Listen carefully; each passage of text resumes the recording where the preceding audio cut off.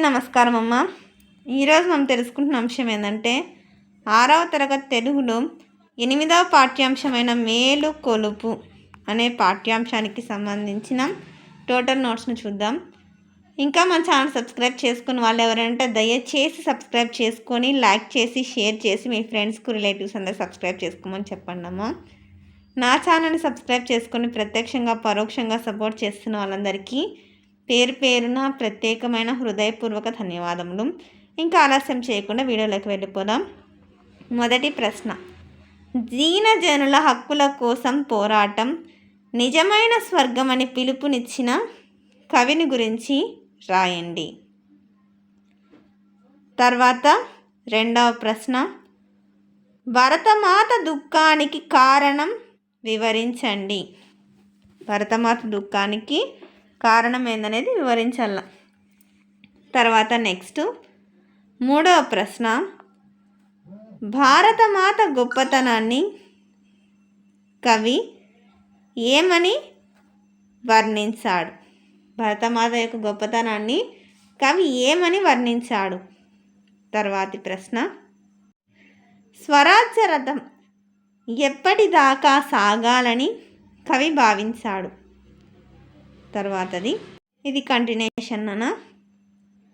తర్వాత నెక్స్ట్ భాషాంశాలు వస్తాయి. ఇక్కడ భాషాంశాలు చూడండి, మళ్ళీ చెప్తున్నాను, కొద్దిగా అక్షరాలు కనుక క్లియర్ కనిపించకపోతే నెట్ క్వాలిటీ పెంచుకొని స్క్రీన్ షాట్ తీసుకున్నాను. భాషాంశాల్లో రెండవ, క్రింద ఇచ్చిన పదానికి సమానార్థక పదాలు వాక్యాలలో ఉన్నాయి, వాటిని గుర్తించి రాయండి. తల్లి అంటే జననీమాత, నారి అంటే వెలది పొలతి, తరుణం అంటే సమయం కాలం, పాతకం అంటే పాపము అంటే పాతకము దురితం. తర్వాత నెక్స్ట్, క్రింది వాణిలో ప్రకృతి వికృతులను జతపరచండి. కవి అంటే కయి, విద్య అంటే విద్య, కన్నడు అంటే కృష్ణుడు.